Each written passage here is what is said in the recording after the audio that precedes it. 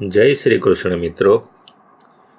આજના વિડીયોમાં આપણે શ્રીમદ ભાગવત મહાપુરાણના પહેલા સ્કંદનો પહેલો અધ્યાય સાંભળીશું, જેનું શીર્ષક છે શ્રી સુતજીને શૌનકાદિ ઋષિઓનો પ્રશ્ન મંગલાચરણ, જેના થકી આ જગતનું સર્જન, પાલન અને સંહાર થાય છે અને કારણ કાર્ય રૂપે બધા પદાર્થોમાં અનુગત છે અને પૃથક પણ છે।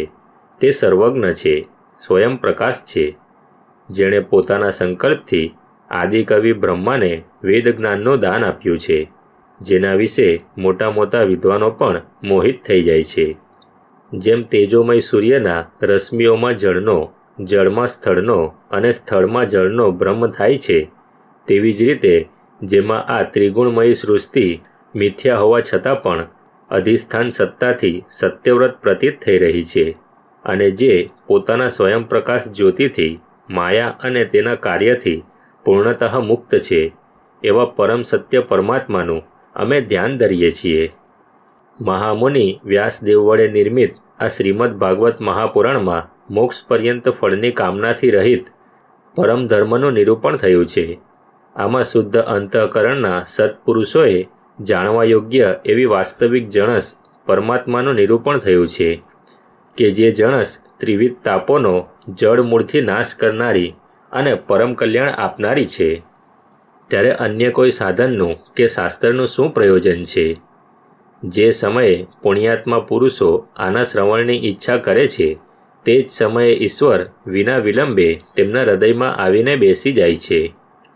હે ભગવદ રસના રસિક ભાવુક ભક્તજનો, આ શ્રીમદ ભાગવત વેદરૂપી કલ્પવૃક્ષનું પરિપક્વ ફળ છે અને તે સુખદેવજીના મુખથી ઝરેલા પરમાનંદ રૂપી અમૃત રસથી પૂર્ણ છે।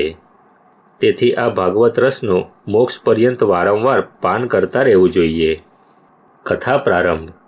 એકવાર ભગવાન વિષ્ણુ અને દેવતાઓના પરમ પુણ્યમય ક્ષેત્ર નૈમિષારણ્યમાં શૌનકાદિ ઋષિઓએ ભગવત પ્રાપ્તિની ઈચ્છાથી સહસ્ર વર્ષોમાં સંપન્ન થનારા એક મહાન યજ્ઞનું અનુષ્ઠાન કર્યું। એક દિવસ તે ઋષિઓએ પ્રાતઃકાળે અગ્નિહોત્ર વગેરે નિત્ય કર્મોથી પરવારીને સુતજીનું પૂજન કર્યું અને તેમને ઊંચા આસન પર બેસાડીને ઘણા આદરપૂર્વક આ 6 પ્રશ્નો કર્યા। ઋષિઓએ કહ્યું, હે સુતજી, તમે નિષ્પાપ છો। તમે સમસ્ત ઇતિહાસ, પુરાણો અને ધર્મશાસ્ત્રોનું વિધિપૂર્વક અધ્યયન કર્યું છે તથા તેમની સમ્યકપણે વ્યાખ્યા પણ કરી છે। વેદોના જાણનારાઓમાં શ્રેષ્ઠ ભગવાન બાદરાયણે તથા ભગવાનના સુગુણ નિર્ગુણ રૂપને જાણનારા અન્ય મુનિઓએ જે કંઈ જાણ્યું છે, તેમને જે વિષયનું જ્ઞાન છે, તે બધું તમે વાસ્તવિક રૂપમાં જાણો છો। તમારું હૃદય ઘણું સરળ અને શુદ્ધ છે, તેથી તમે તેમની કૃપા અને અનુગ્રહના પાત્ર થયેલા છો। ગુરુજનો પોતાના વાલા શિષ્યને ગુપ્તમાં ગુપ્ત વાત પણ બતાવી દેતા હોય છે। હે આયુષ્યમાન, તમે કૃપા કરીને એ બતાવો કે તે બધા શાસ્ત્રો, પુરાણો અને ગુરુજનોના ઉપદેશોમાંથી તમે કળિયુગી જીવોના પરમ કલ્યાણ માટેના સહજ સાધન તરીકે શું નક્કી કર્યું છે? તમે સંત સમાજના ભૂષણ છો। આ કળિયુગમાં ઘણું કરીને લોકોની આવરદા ઓછી થઈ ગઈ છે। સાધન કરવામાં લોકોની રુચિ અને પ્રવૃત્તિ પણ નથી। લોકો પ્રમાદી થઈ ગયા છે। તેમનું ભાગ્ય તો મંદ છે જ, તેમની સમજ પણ થોડી છે। એ સાથે જ તેઓ અનેક પ્રકારના વિઘ્નો અડચણોથી ઘેરાયેલા પણ રહે છે। શાસ્ત્રો પણ ઘણા છે, તેમજ તેમાં અનેક પ્રકારના કર્મોનું વર્ણન છે। તેમાં સાંભળવાની વાતો પણ બહુ છે। તેથી હે સાધો, આપ આપની બુદ્ધિથી અમને શ્રદ્ધાળુઓને જે સાર વાત છે તે તારવીને સારી રીતે સંભળાવો, જેથી અમારા અંતઃકરણ શુદ્ધ થાય। હે પ્રિય સુતજી, તમારું કલ્યાણ થાઓ। તમે તો જાણો જ છો કે યદુવંશીઓના રક્ષક ભક્તવત્સલ ભગવાન શ્રી કૃષ્ણ વસુદેવની ધર્મપત્ની દેવકીના ગર્ભથી શું કરવાની ઈચ્છાને લીધે અવતર્યા હતા। આથી હે આત્મીય, અમે તે વિષયમાં સાંભળવા ઈચ્છીએ છીએ। તમે કૃપા કરીને અમારા માટે તેનું વર્ણન કરો, કારણ કે ભગવાનનો અવતાર જીવોના પરમ કલ્યાણ માટે તથા તેમની ભગવત પ્રેમપૂર્ણ સમૃદ્ધિ માટે જ થાય છે।